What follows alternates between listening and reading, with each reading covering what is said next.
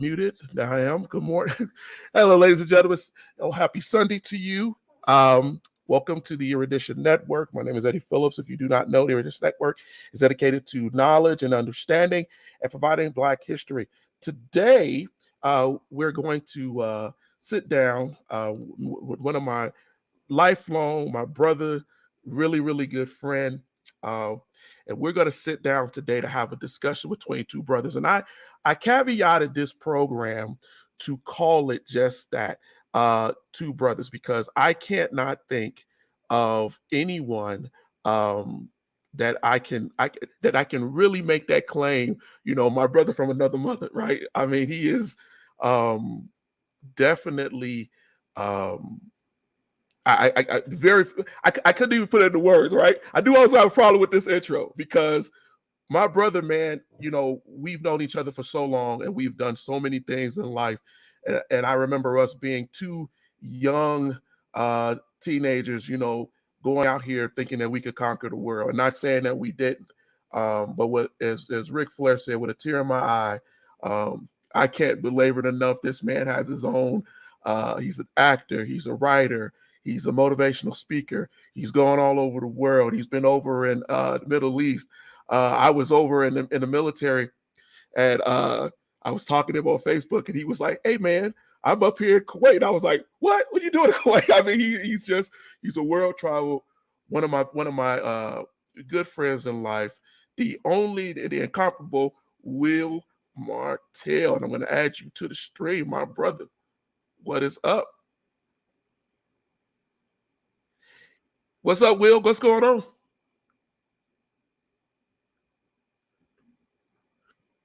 think we got a delay.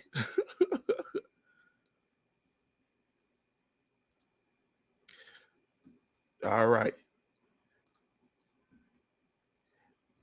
I think he got a little bit of a delay. Can you hear me? You hear me? I got you, bro. I got you. I saw the delay. I was like, wait a minute, we had a delay.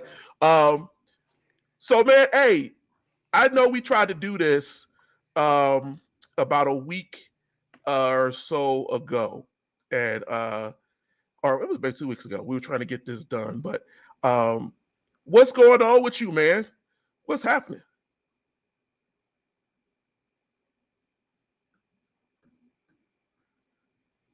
He's muted. Oh, we muted.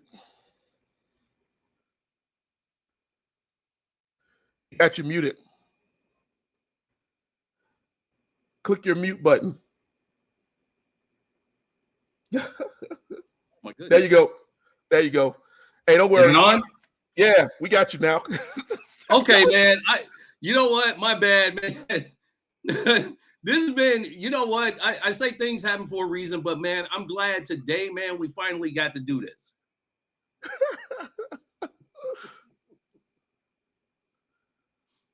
Finally. No, that's good. I mean, so my thing is, you know, we got so many stories, right? And I know sometimes technology acts crazy and whatnot, but we have it's hard for me to put it into words, man. I mean, I remember, let me start it from my point. I remember that I was standing on North Avenue bus stop. And I was going home, right? And I was like, hey, you know, regular day. So I remember this. You come up to me, right? And you pitched this idea. I think I was like, if just 16, right? Yeah, hey, I remember this. Let's I you know, I know you write, you write and do some stuff. Hey, you want to write a screenplay? I'm looking at this dude, I'm like, screenplay? Write a screenplay? What are you talking about, right?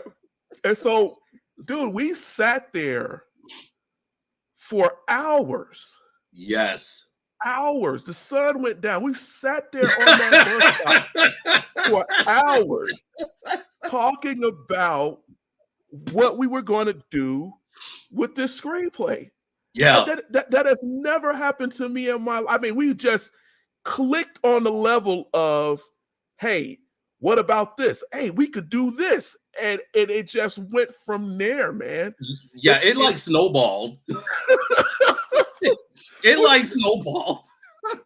I mean, nobody, it's like, okay, at some point you got to go home, right? But I was sitting there like, I mean, but the story was so good. It was like, hey, we gonna get back tomorrow, man. We gotta talk about this and we gonna go further. And again, right? We just sat there, we started talking about the screenplay, and the ideas, just like you said, it snowballed from there. But you know, you are unique in that what you bring to the table, and I've always said this, is that you come in and you have an idea. Sometimes it's an extraordinarily, almost ludicrous idea for a story. and you sit there and you go, hey man, is this? And then me, right, to show you how it works, we start to talk, right? And quite literally, we have sat in a room, ladies and gentlemen, we've sat in a room with people, and will say something, and we start talking about a story. And before you know it, right, those people in the room are like, they're caught. They're like, hey, that sounded crazy at the beginning, but you guys are putting this together. I mean, that's a gift. Everybody doesn't have that. And you're still doing that, right? You're still able to do that. You're still doing that every day, you know. And people don't know, like in the literature I was telling them, you know, you're an actor, right? You're a writer, motivational speaker. You have done all of these things because the idea of something being ludicrous just doesn't seem to work with you, right? You just keep going at it.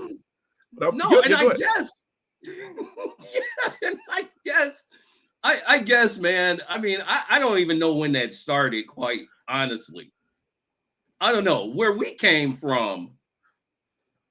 You know, people, you know, like we were talking off camera, you know, where we came from, there wasn't many people that had dreams and aspirations or had a drive to do anything, you know, in terms of trying to, you know, I think this term is overused, but I'll use it anyway. As far as leaving your legacy and leaving something behind and leaving your mark and you know and things of that nature. So for me, like I said, where we came from, you know, you had to do one or two things. You know, you finished high school and you got a job somewhere. I think for me, you know, that just wasn't an option. You know, I had always loved movies. I had always been drawn to theater, had always done these things. But where we were and the school we went to, it didn't give us those opportunities.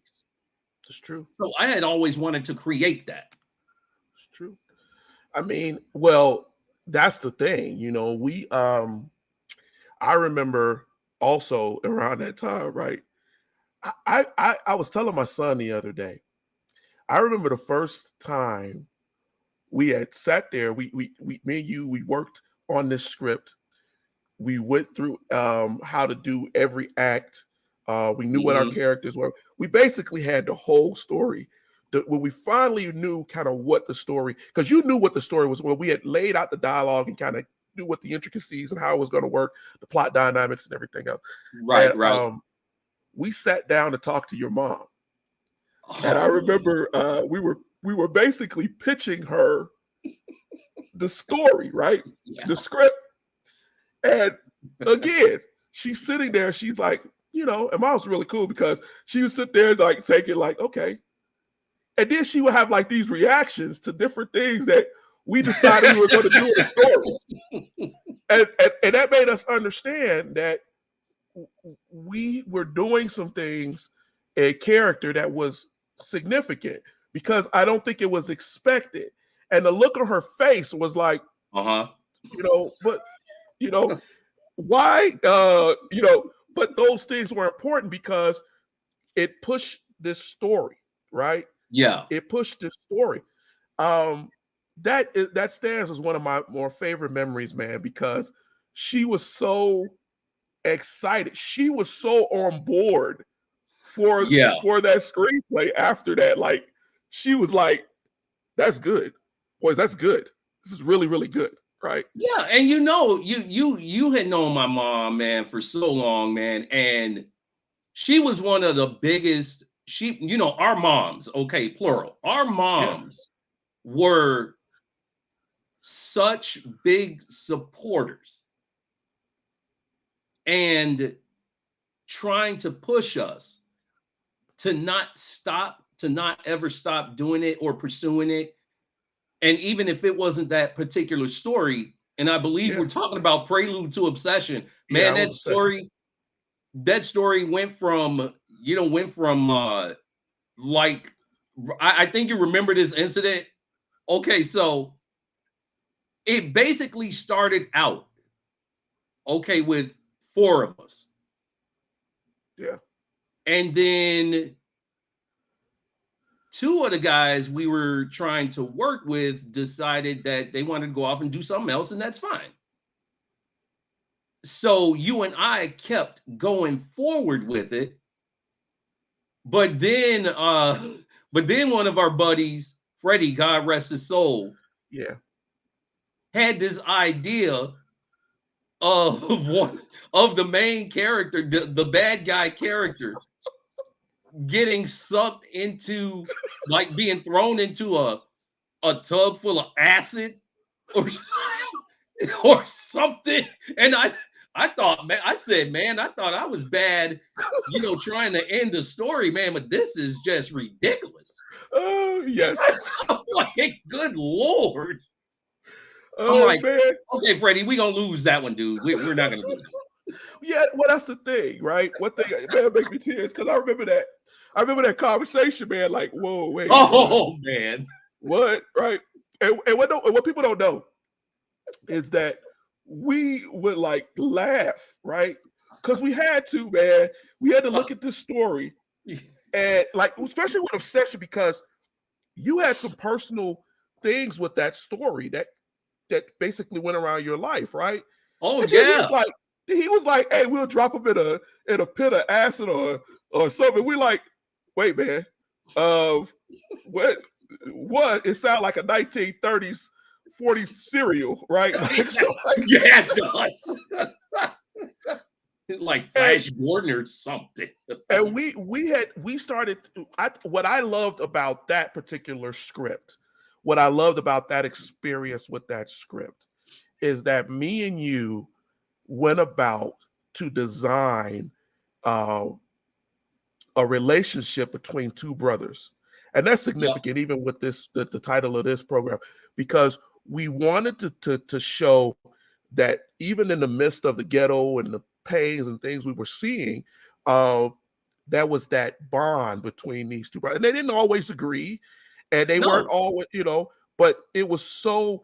I thought at the heart of it, there were 2 relationships in that, and the relationship with the female and the older brother, the leader. Those things were so important because they showed this dynamic, right, of love that went on.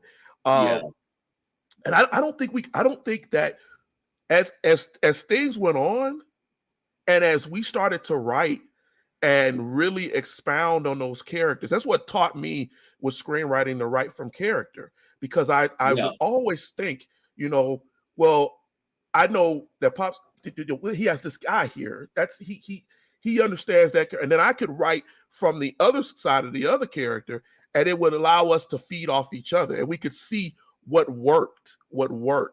And I thought that I have never, in my experience in writing, that was so unique. Right. I remember going to film school and sitting in screenwriting class, and the lady was like, if you can tap into the character and really understand the character and get the internals of that character, and we understood those characters because we sat.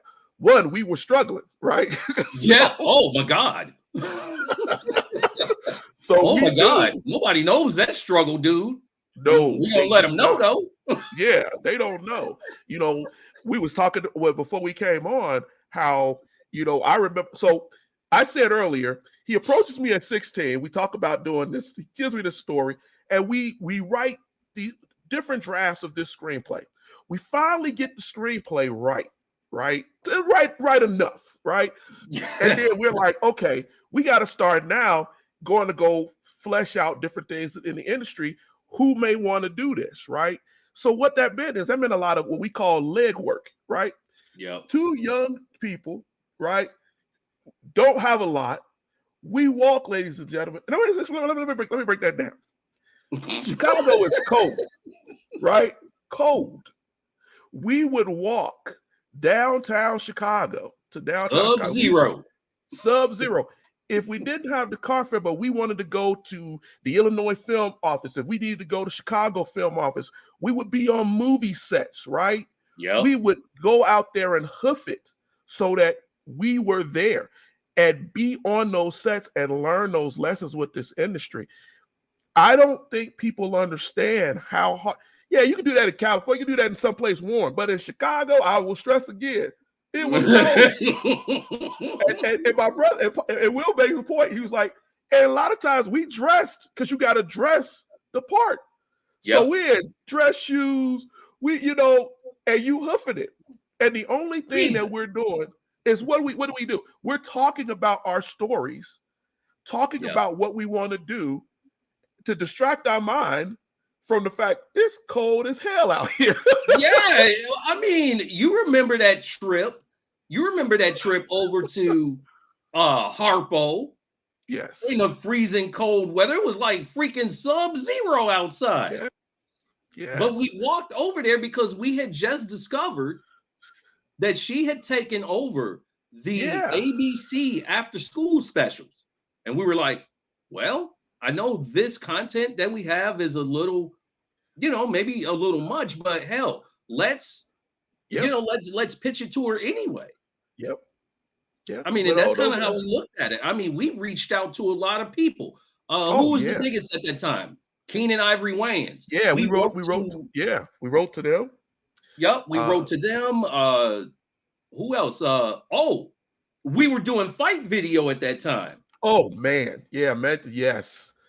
We were doing fight video at that time, and see, when I see people post things, about post things as far as doing this stunt fighting stuff and constructing a fight scene, a martial arts orientated fight scene. I look at that and I'm like, you guys got the fancy stuff. We had one camera that I borrowed from the next door neighbor who was talking about, oh, well, if you want to direct, I hate to put him out here in the street, but I'm going to do it anyway. And you remember this too, when he approached me about doing porno. Oh, yeah. I wanted to direct a porno flick. They don't know, and I'm bro. like, dude, I don't do that. I want to do real movies.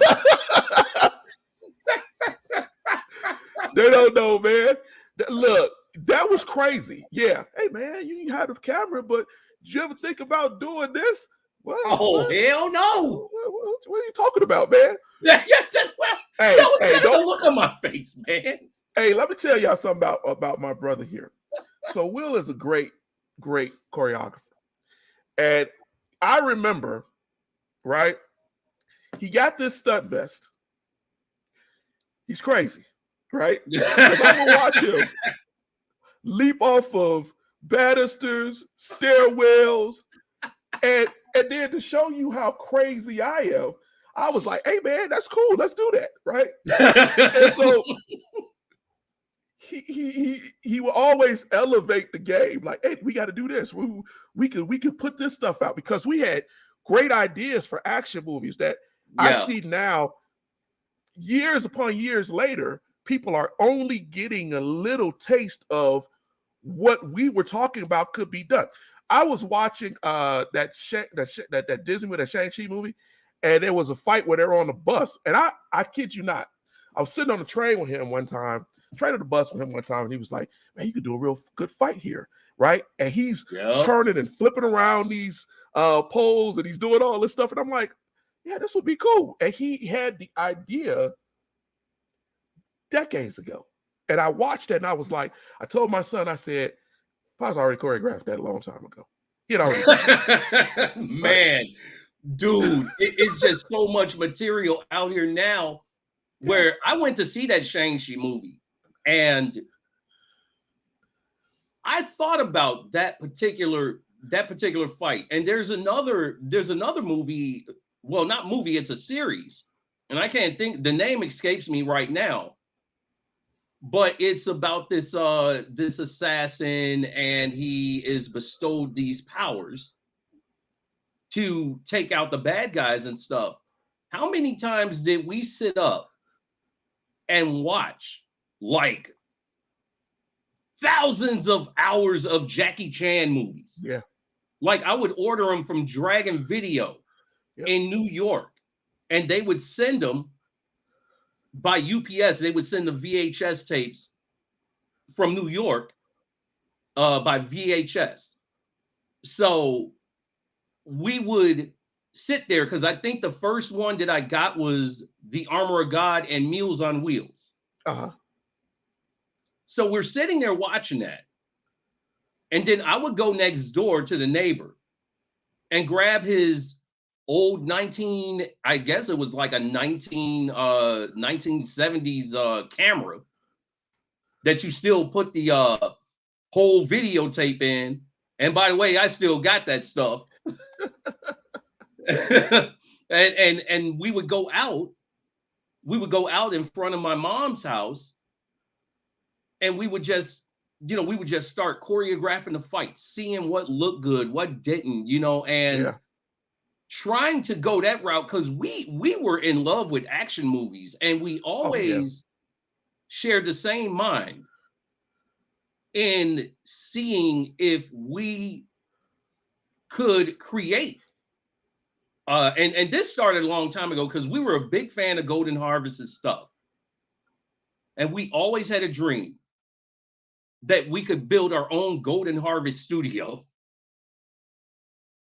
And here we are years later, and I'm doing Dragon Whip Entertainment and things like that. So it had always been there to do this. And the thing that we used to do all the time was we would send out stuff, and we would get a pretty good response. I remember Salon So, Jackie Chan's manager, actually wrote back. Yeah, I remember that. Yep. I got that. I think I got that letter somewhere, but he wrote back and said, thanks for the video. We will carefully look it over, yada, yada, yada. And I'm like, man, this is great. Still shots. You take still shots. I remember we were, we were out somewhere, and we were going over some choreography that you'd done. And I think people thought we were fighting for real. So they were like, what's going on? Because, we were just out there. I think the people in our, I think it was some of the people that knew, that didn't know us. Were like, what? That were watching, and they were like, are they fighting for real? What's going on? What was doing? Why are they, but it's a testament to the fact of just feeling like you could do anything. And I try to tell my sons, right, that, I equate that time, especially in my life, as, you hear people talk about rock bands and stuff like that. Look, man, when you have a synergy with someone and you can write to that level, you don't understand the level of creativity that is just that's in that room. And I go back again to your mom, and she would tell us, everybody they don't understand what you all are saying, because it's so far ahead of whatever they're thinking, right?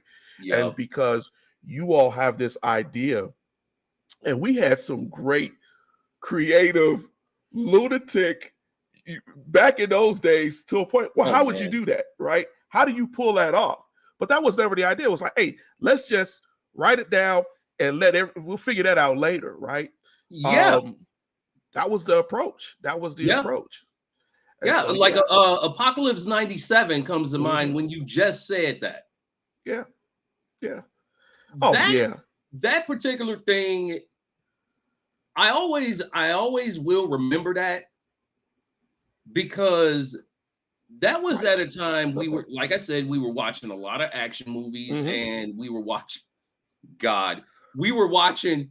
how many okay, I'm gonna bring this up. How many times did we sit and watch Dolomite and have my mom come downstairs and go, damn, you guys are watching this again? So I think one day we sat there and watched Rudy Ray Moore, Dolomite, and Dolomite Part 2, The Human Tornado. We sat there all day. Yeah. And watched this mess. Hey, don't forget, we also watch, what is it? Goldie Disco. The incredible, Avenging Disco Godfather. Goldie's back. But look, but there's very few people in this world that I know who I could talk to on a history of film, and we could click. You know, we could just talk to people about film, man. And we watch so many films, right? Because what people don't understand is that when you're a screenwriter, when you have to know, how does this story work? What is the flow of this story? Even when it's ludicrous, even when it's stupid, even when it's like, okay, I don't know why they did that. Do you remember we went to go see The Last Boy Scout?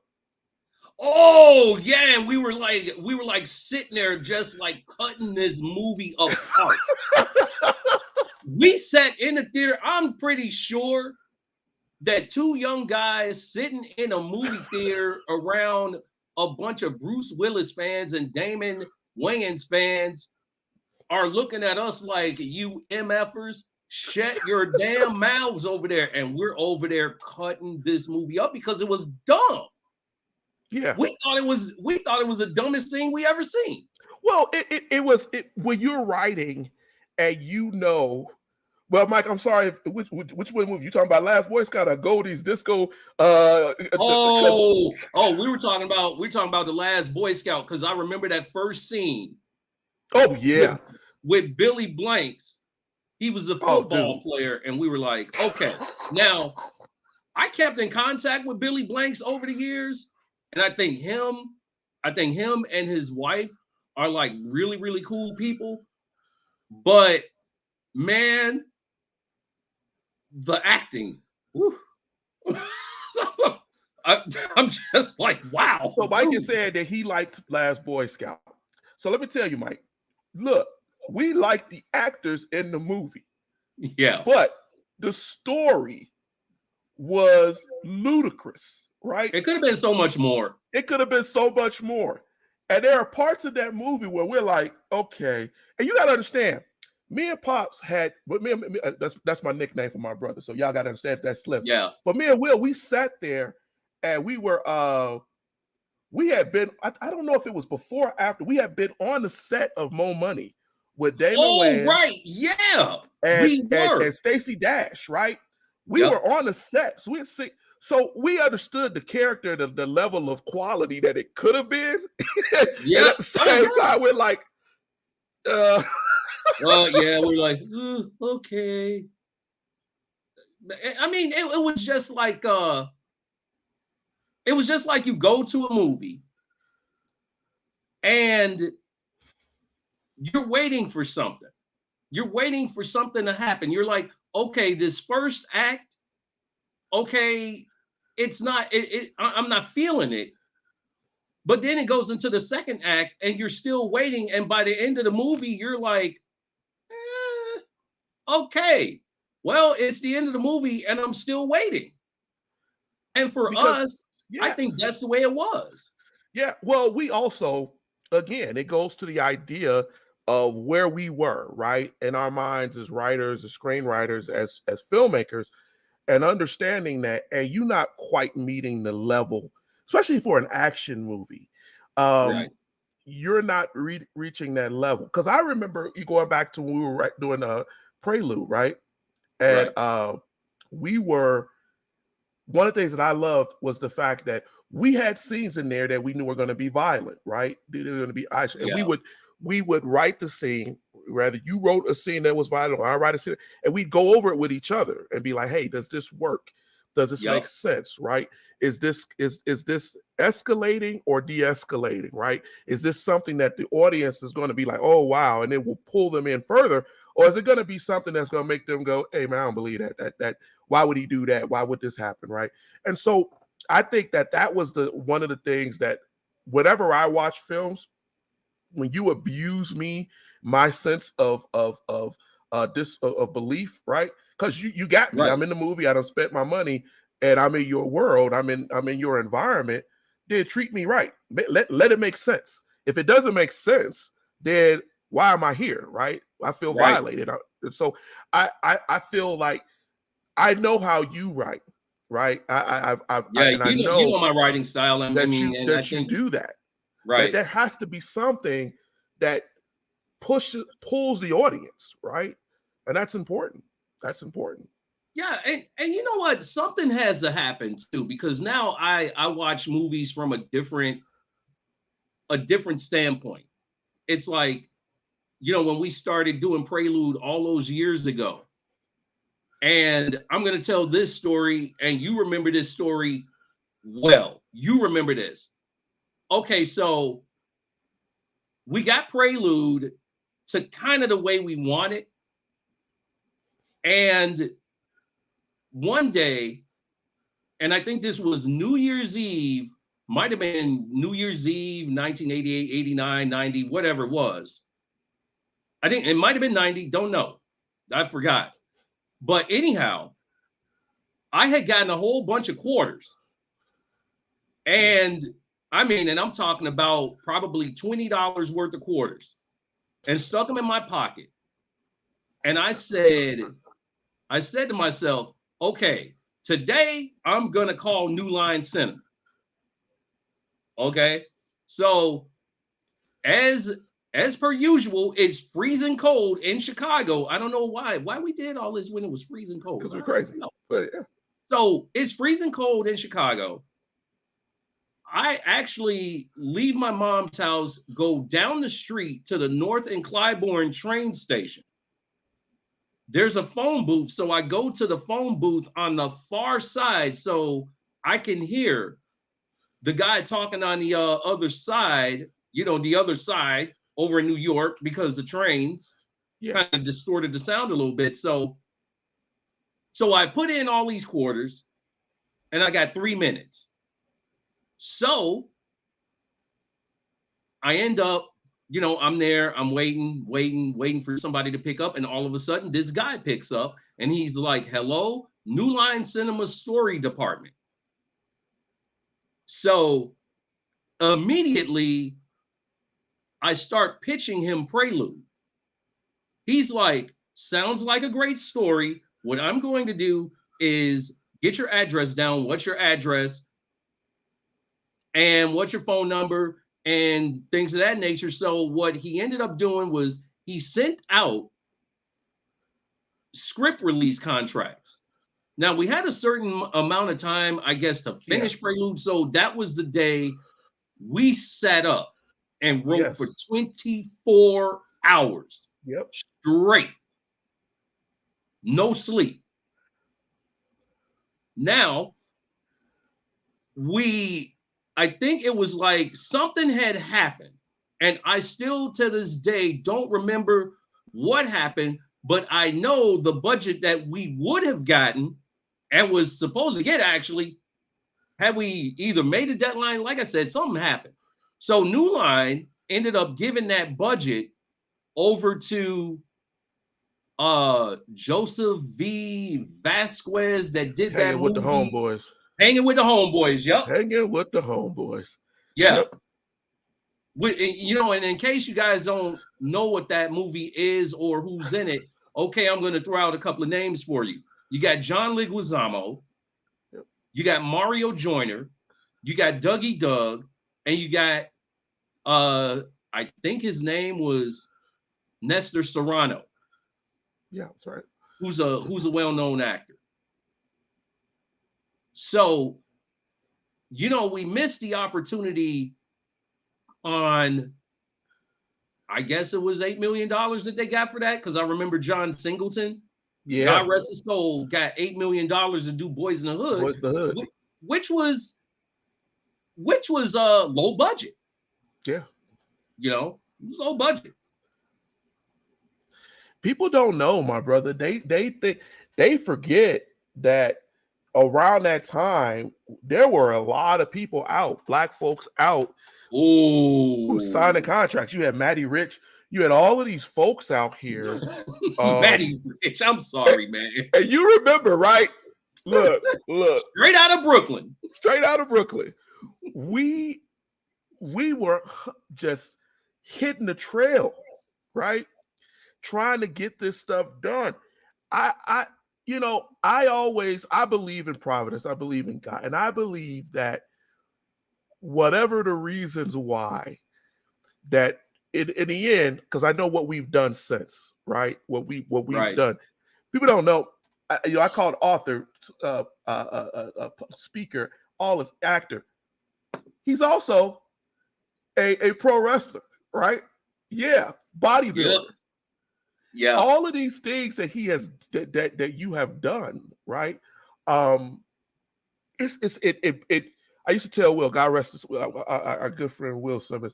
I used to tell Will all the time. I said, you know, I look at where the paths that, you know, me and Will have blazed, and the people that we have inspired, the folks that we have helped, the testimonials that I know I get back, the things I see when people send to you. God ultimately has a plan, right? I believe that. But it doesn't take away from the fact, you know, people who are watching, like Mike was on here earlier, we put that work in, man. Well, we tell we you did that we put that work in. No, we're not just making this up to you, right? That 24 hours, and we had people. I remember Lorenzo was there. A couple of people who said that they could write. There's a point in time where you can talk it, you can talk it all day, but you got to walk it, right? Yep. And we were sitting there working this story, and I'm like, wow, right?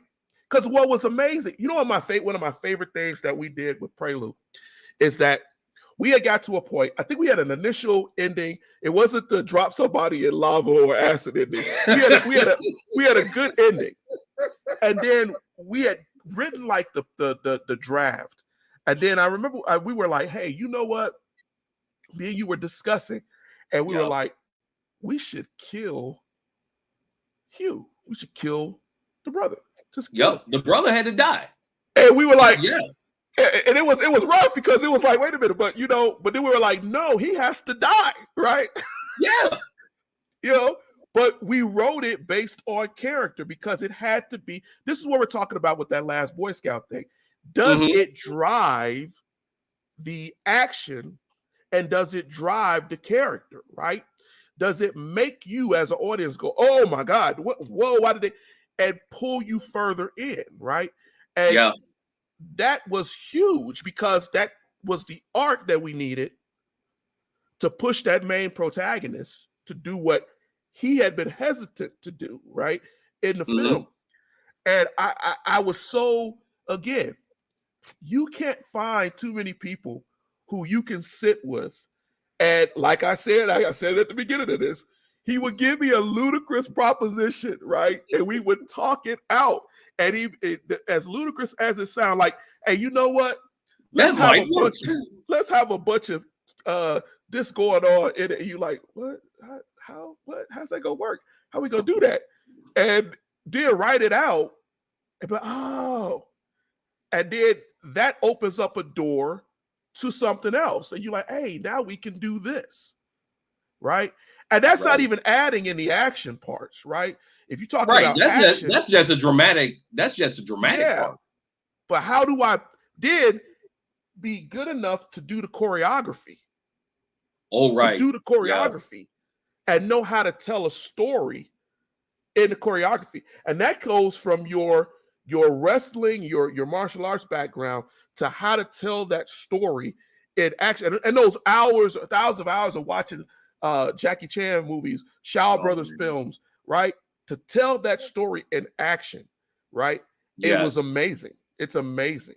It's hard to do, you know. I mean, people think to themselves, especially for two young black guys, two young brothers at that, you know, growing up at that time in that environment, you know, and you know, from that background we were from, not many people were doing that. So there was a number of people that used to look at that like you will, you know, with all people, they will look at that like, oh, well, that's impossible. Well, you know, they ain't gonna, oh yeah, they're dreamers. They ain't gonna never get into movies. They ain't gonna never make no movie, all this stuff. Okay. So for those out there that are listening to this, or you know, you're watching it, please take what the next thing I say very seriously, because what Eddie has said just for, you know, the past 30 minutes, what we've been talking about the past 30 minutes, you know, we came from the school of you had to make a way out of no way. Yep. And if you're out there and you want to do a movie and you want to write and you want to direct, and I really urge little brothers and sisters out there to do it, because there's not, people think, and you will agree with me, Ed, people think that, and I was just told this by this one sister that has a film out, and I think I put it on Facebook, and it's a documentary about, you know, a brewing company that's black owned. And I remember talking to her like 2 weeks ago, last Thursday, because she was at the screening, and she walked right up to me, and she was such a lovely lady. She walked right up to me and we started talking. And I told her, I said, well, your movie certainly inspired me. And she asked me how. And I said, I plan on one day opening a motion picture studio. I said, not a production company, but a fully functioning motion picture studio. And she was like, you can do it. Do not ever give up. Do not ever stop. She said, Tyler Perry cannot be the only one. There needs to be more. I agree. And I said, you know what, darling, you ain't got to worry about that, because I'm not going to ever stop. So there you go. I said, it's always going to be on until that becomes a reality. So what I'm saying to you guys out there, you can do it. It's possible, but you have to put in the work, because it is not going to come to you because you say, well, I want to. Yep. There's a need. If you have that need, you're going to meet that need. And that need for you to write, that need for you to direct, that need for you to act, that need for you to be a producer, it can happen. But you have to put the work in to make it happen. And for still in modern day 2022, we're still ice skating uphill. Yeah. We are still ice skating uphill. Yeah. Even in our writing, bro. Even in our writing. Yeah. We just watched a film. I film recently. Me and the boys were sitting there watching the film, and I knew, and I say this with no racial connotation, I knew that it had been written by a white person Mm-hmm. because of the dialogue and the way that the film was, the way it was going, right? And we need those. Recently I was on something. The guy told me, he's like, Mike. I was on Mike at Phil's show, and they were like, we need screenwriters. You sent me. Hey, I'm gonna put this out here. I was telling you, I was struggling when Will passed. I had struggled really hard to get back into screenwriting, and I was very upset because it was just a difficult time. But you sent me a message, and you told me, "Hey, get off your A, and you know what you're here to do."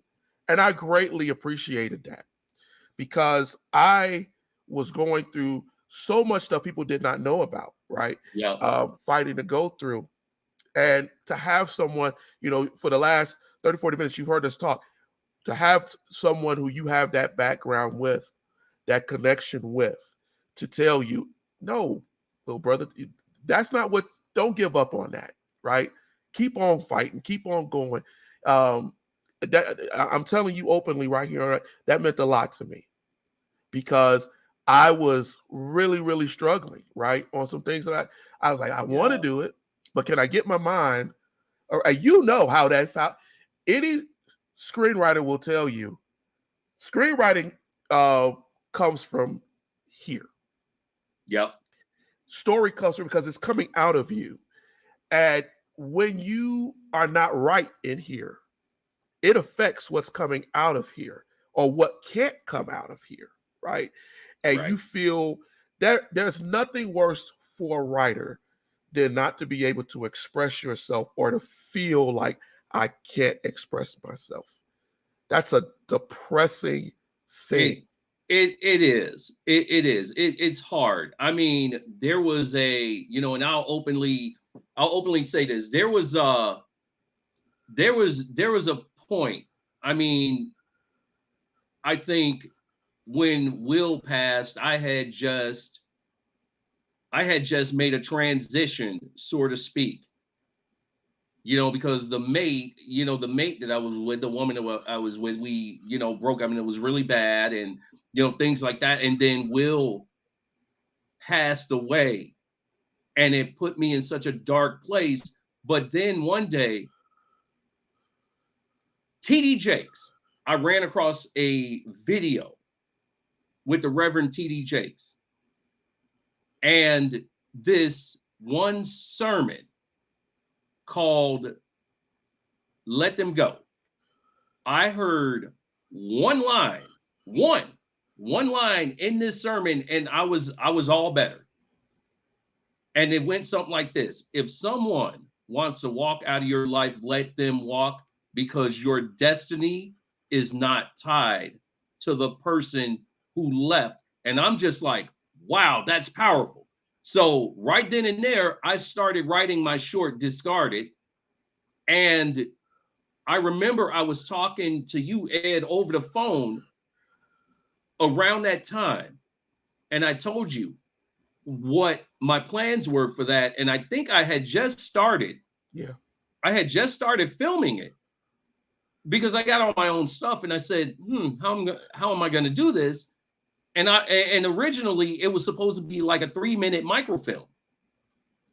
But it turned out that this 3-minute microfilm turned into a minute, like a 19-minute, 22-second movie, which now I went back and did a director's recut of it. And now it's 24 minutes. And it's much better, way better than the first version of the movie that I did.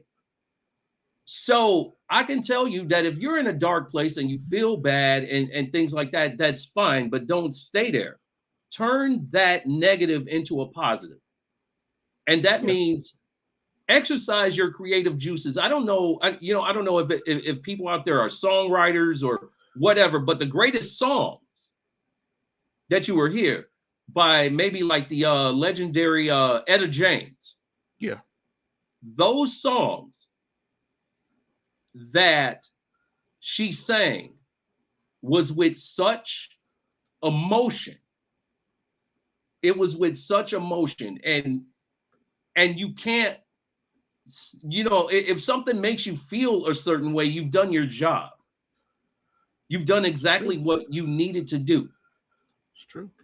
So, and I think at a benefit I attended last night, I was sitting there talking to this woman, and her name escapes me, but she was asking me, about the film, and because I entered the film in the film festival here.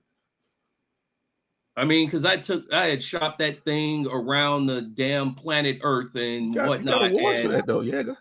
yeah. So it's now here in the film festival, but I haven't heard anything yet. But she was one of the head people that's over all of the judges. And she said, I don't believe I've seen that yet. And I told her she was like, what's the premise? And I told her the premise. And she was like, wow. I said, yeah, I play a dual role in it. I said, but my bottom line was that you have to care about your characters. I said, and I cared about this character enough to have him go through so many trials and tribulations. Okay, ultimately, he ends up ending his own life, but this came out of a couple of people that I knew that were youngsters that ended their own life for absolutely no reason. And I think that not only in our community, but in other communities, that mental health needs to be explored. And what I tried to do was take this and turn it into a cautionary tale. Yeah. I mean, and that's all I tried to do with it. Turn it into a cautionary tale. Hey, I remember when we talked and you were telling me, and we were going through, like you said, we had lost a really good friend, and we're talking, and I was telling you, what I was going through, and you told me, and I said, man, that's important. That's so important, man, what you're doing, because I understood, when you get so low, right, and knowing, and you, like you just said right there, we don't talk about mental health in our community as well as we should. Yeah. And as a consequence, we even now with the pandemic and everything, we see so much suicidal ideations, self-harm. Mm-hmm. And it's huge, especially with our young people.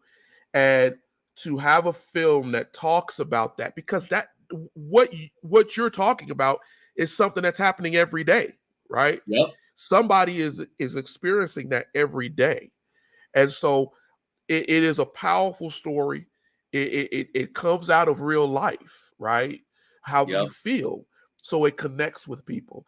That's why every time when I've seen people praise your film, I'm always like, yeah, because it's connecting with people. They understand what's going on, right? And then you, as a filmmaker, understand.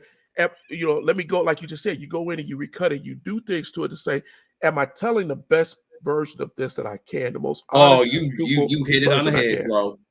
And that's a credit to you to understand, how do I make this more reach people more. So that's outstanding.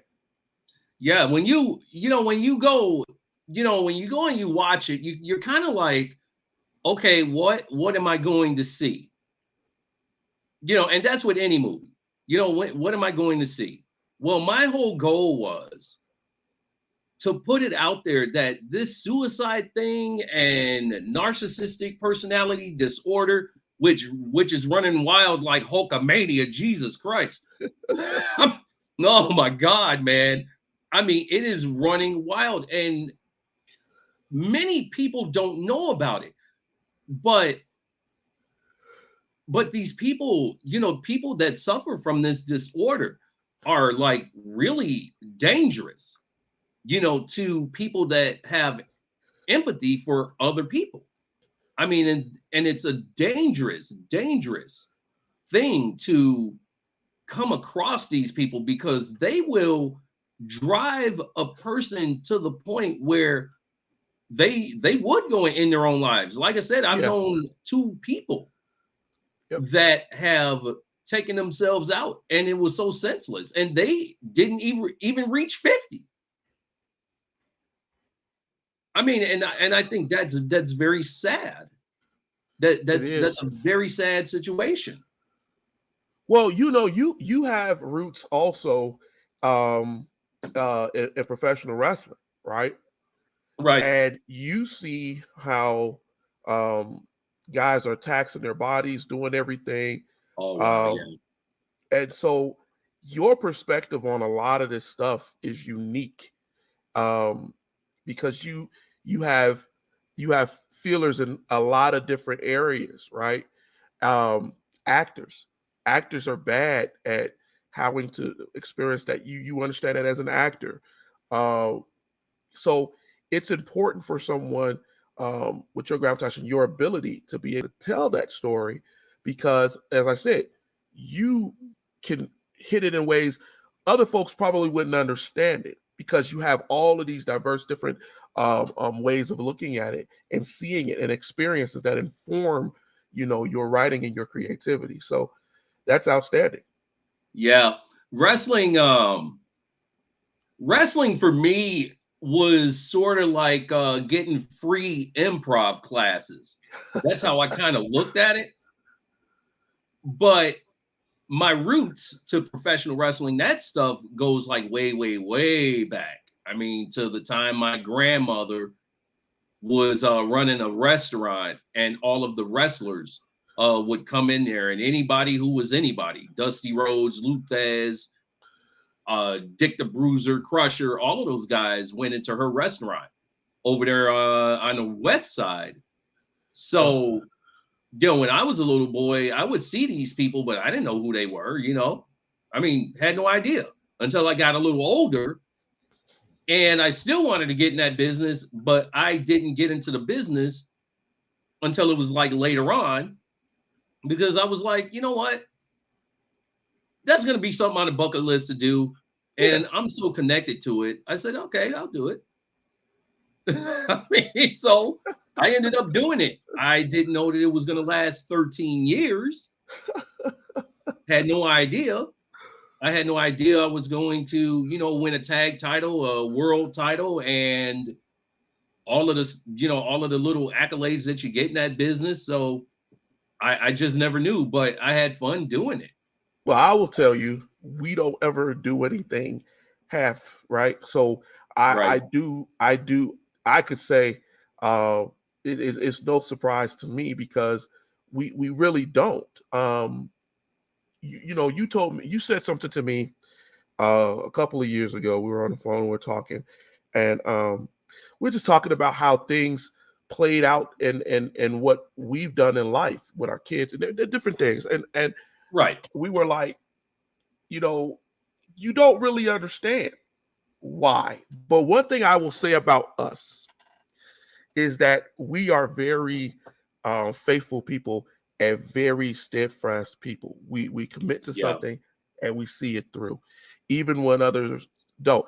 I remember when I was going in the Navy, I was sitting on a radiator at William's house, and I looked at Will. I said, man, I'm going to film school. I'm doing this. I was like, I'm tired of paying for this. I think I just gonna go in the Navy. And Will looked at me like, what are you talking about? I was like, we're going to there. We're going to military, man. I'll go there for a couple of years, and I'll be able to write, do whatever I'm doing. That was my plan. That's what I'm going to do. And Will looked Right. at me like, you talk crazy. But because once I set a idea of what I'm going to do, I'm going to do that. And so I just went through it. And even my own mother, I remember my mother was like, I thought they was going to call me and say, come get your son. He is not, but I, throughout my years in the Navy, going all over the world, seeing different people, one of the things I would always tell people is I talk about I talk about the things that we went through. You can go through something, ladies and gentlemen, when you know, right? I cannot tell you how many times I've been out on the road on the street with this man, walking in the cold, right? We can't stress that enough.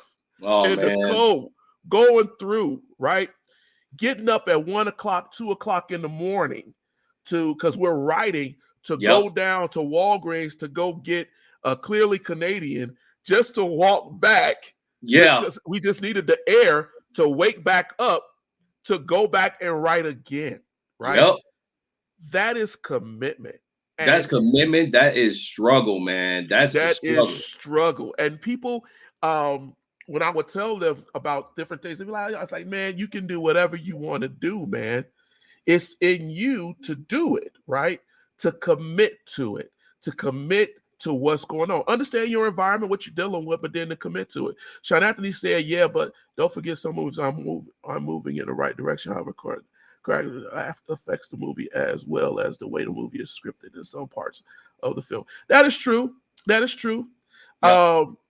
But you know, my sons, right? So I sit there and I'll watch old films with them. Yeah, they watch Dolomite. So we would and watch Shaw Brothers movies and different things like that, horror Oh man. movies. And we will do that and to teach them. What I did not know how much that I learned writing with you until I went to film school. And I was in class with my first screenwriter instructor, and I was writing, and I was like, I got this.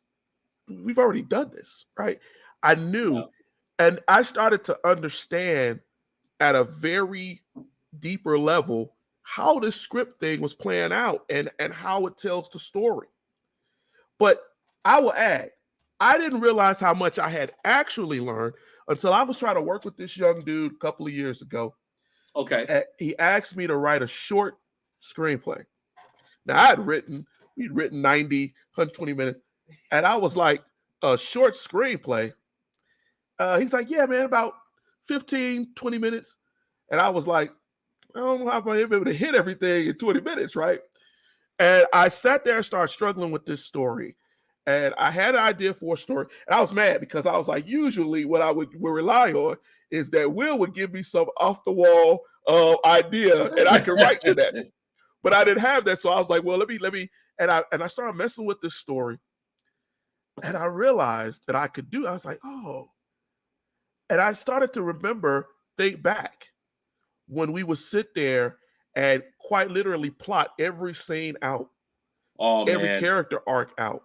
We had that whole Stallone mentality, right? Yeah. Of, hey, let's just write it out, figure it out, right? If we got to go back to it later, do whatever. And I was able to do that. That didn't come from film school. That came from our interaction, our writing, our collaboration, and how we learned how to come up with story. When people watch this, they need to understand you have no film without story. Absolutely. If that ain't there, you You don't have a film. yeah, that's your structure, and you have to have that, right? And to be able to determine that, and is it effective? And if and directors will be happy if you give them something strong to build upon, right? If you give them crap, then that's what you're gonna watch. You're gonna watch. Right. And look at i.e. look at the movies. Look at the movies that's being done now. Okay. To me, I don't feel that these movies have any plot, subplot, or story. And I think today's audience is so right here, right now. I want it right here, right now.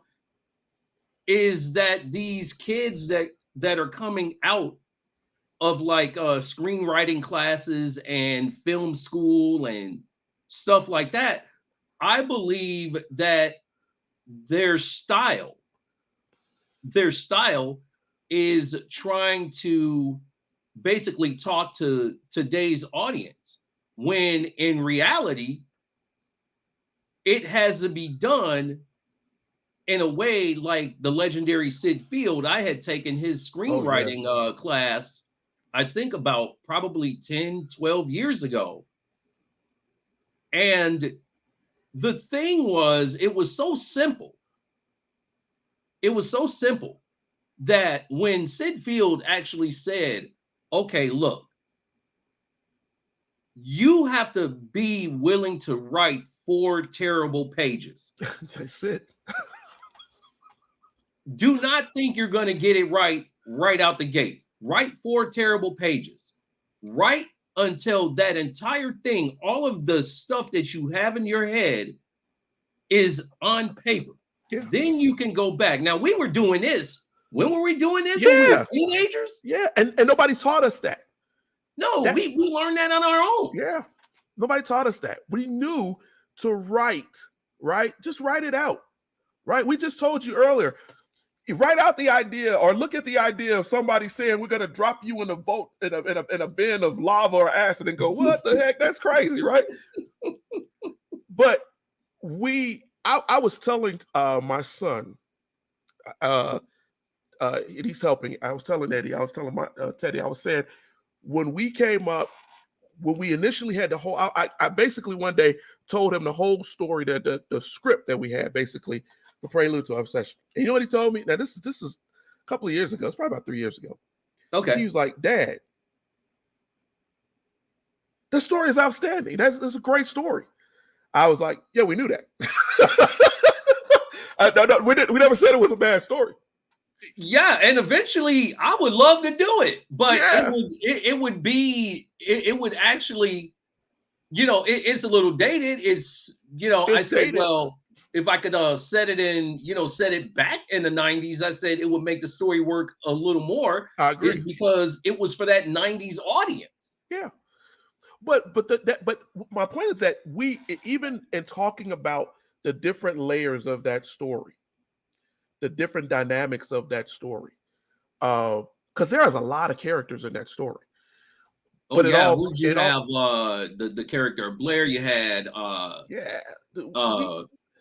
Virgin. Then you had Demery, and you had the gay Megan character. Yeah, you had so many characters. Yeah, but it all comes together towards the end for a point that it's trying to make. And I those layers, those fillers that come together, I don't really see a lot of that being done in writing today. I see, like you just said, different layers. Teddy said, and you must follow the story Bible if you want to make a sequel. Too often I've seen sequels to films and TV series that lack consistency within the story. Well, that's kind of what we're talking about. You don't want to violate what people are. You got them there. It's like Star Wars. People ask, well, why did the prequels and the new movies do so well? And I know we spent a lot of time talking about Star Wars back in the day. And one of the things that it is that people often forget that George Lucas had Lawrence Kasdan help with those scripts, right? Oh yeah, and also the greatest Star Wars movie ever made. Okay, of course, the first one, but then it's Empire Strikes Back. Yeah. Empire Strikes Back. I just talked about Empire Strikes Back last night. Yeah.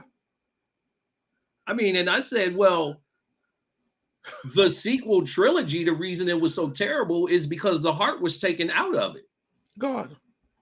It was the heart of what Star Wars was taken out of it. I mean, look, man, you can dress up anything and make it look good.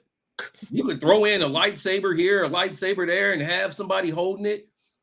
But what would have been the sequel trilogy's saving grace is if J.J. Abrams would have gone with the original story and made Finn force sensitive.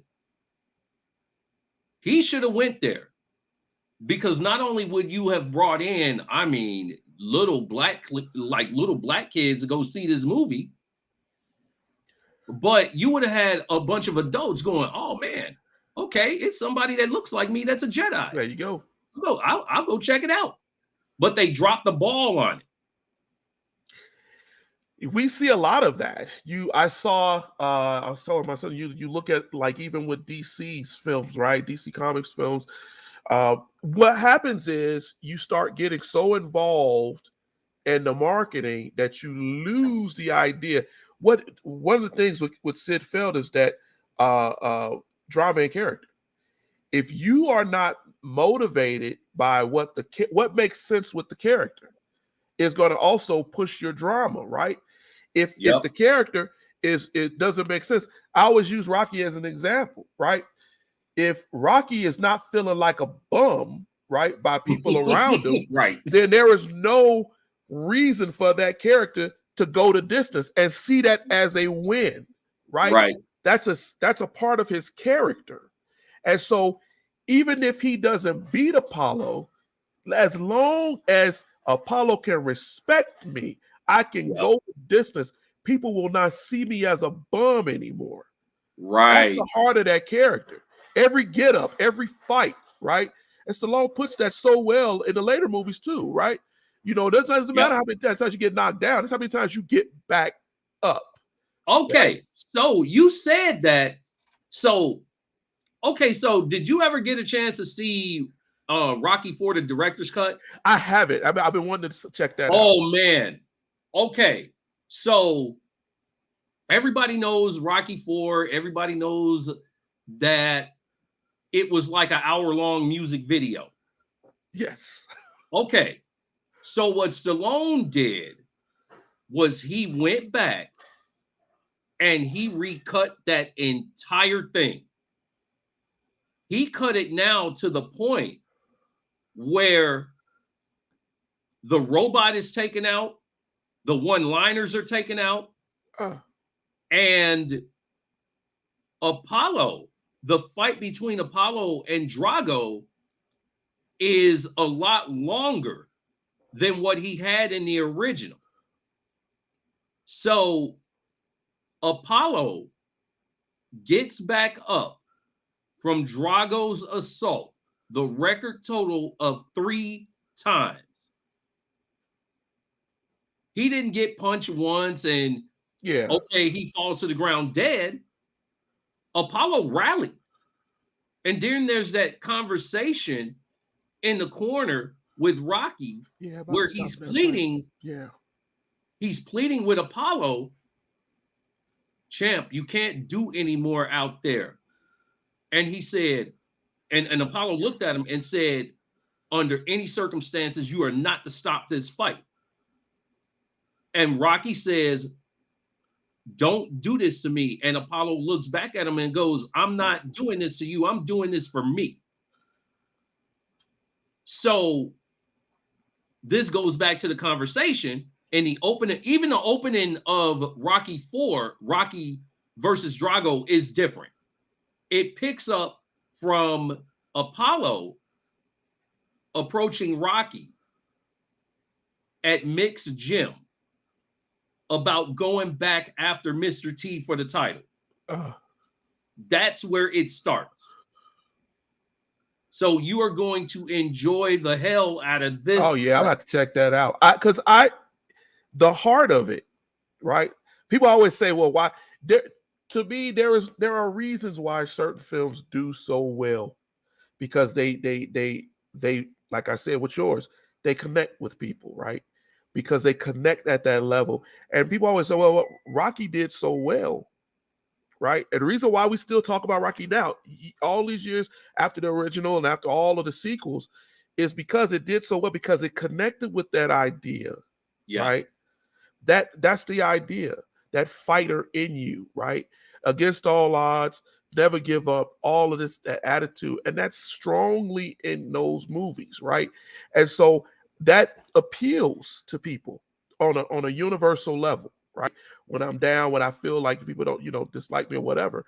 And so I'm definitely going to have to check that out. Oh yeah, well, you definitely do. Yeah, I'm definitely going to do that. Well, bro, we've been on about an hour, 15 minutes. We got to do this Yeah, again. man. We have to do this again because Absolutely. because we ain't even scratched the surface of everything, but I just wanted to sit down with my brother and have a conversation and talk, Yeah, it's been a because while. we do a lot, right? And a lot of times it does feel like, man, you get to doing so many things. You look back and like, I haven't talked to this person, that person, because you're trying to drive to do everything that you're doing. I'm doing Erudition now. I'm trying really hard to push this Black History thing, Absolutely, the man. knowledge thing. It At needs to be told. the same time, try to get back to writing more. And so it's a lot going on, but I wanted us to sit down and have this discussion so people understand this. People are made just didn't appear. Things have there's struggles. There's things that we've had to go through and deal with Yep. to get to where we are right now. And the sky's the limit, my brother. The sky's the limit. That's right, brother. That's so- right. And I hope I really do hope that people out there are taking the Erudition network seriously and knowing that they're gonna get their knowledge from this channel.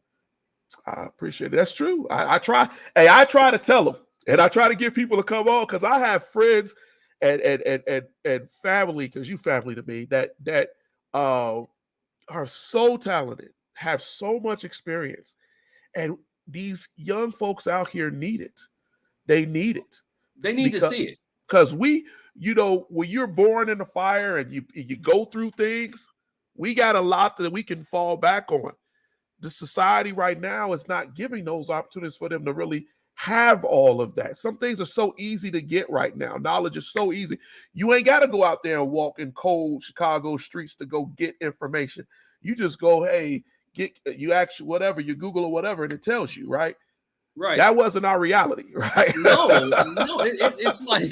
it's like right now, like I've often told people, and I'm gonna just do this. I'm gonna just say this in closing. Okay, so if you want to shoot a film, it's not hard to do.